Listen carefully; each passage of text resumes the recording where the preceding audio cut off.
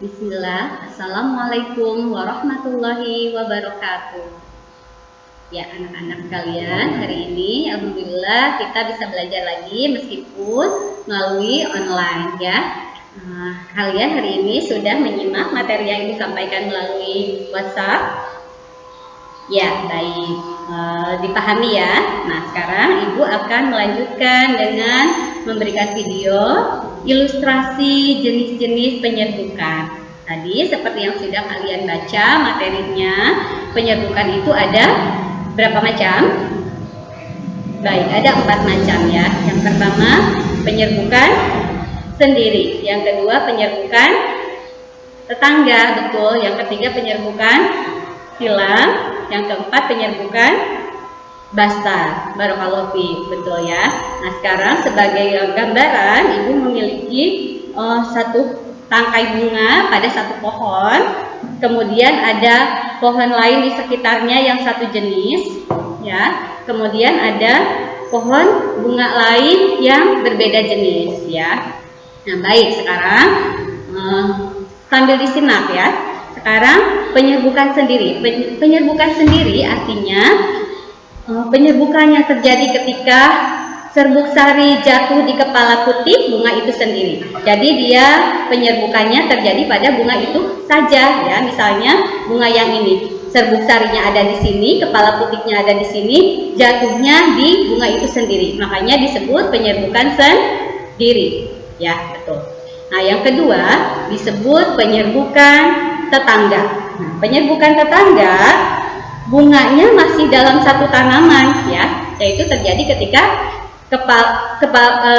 ketika benang sari jatuh di kepala putih bunga yang lain masih di satu tumbuhan. Misalnya misalnya benang sarinya ada di bunga yang ini, jatuh di kepala putih bunga yang berdekatan dengan dia masih di dalam satu tanaman. Nah, itu makanya disebut penyerbukan tetangga. Dia penyerbukannya dengan bunga tetangganya yang masih ada di satu tanaman, ya.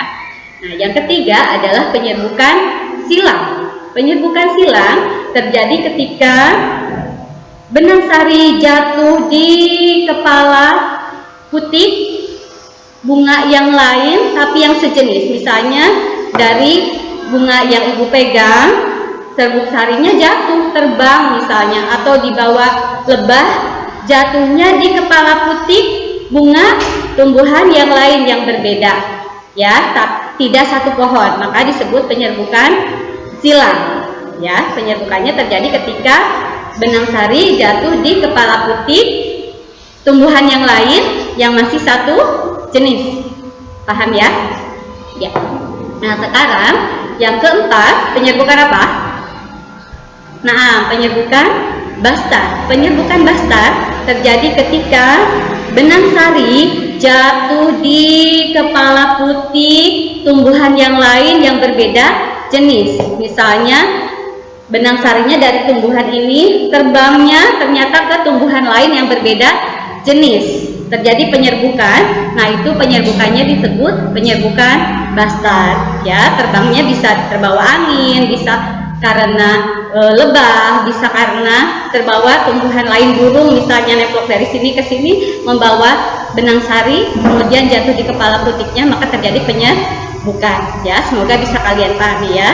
Tadi yang pertama penyerbukan sendiri di satu bunga, yang kedua penyerbukan tetangga, penyerbukannya ke bunga yang masih satu tanaman, yang ketiga penyerbukan silang, penyerbukannya jatuh di tanaman yang berbeda tetapi masih satu jenis, dan yang keempat penyerbukan basta, benang sarinya jatuh di kepala putih bunga yang lain yang masih yang berbeda jenis ya.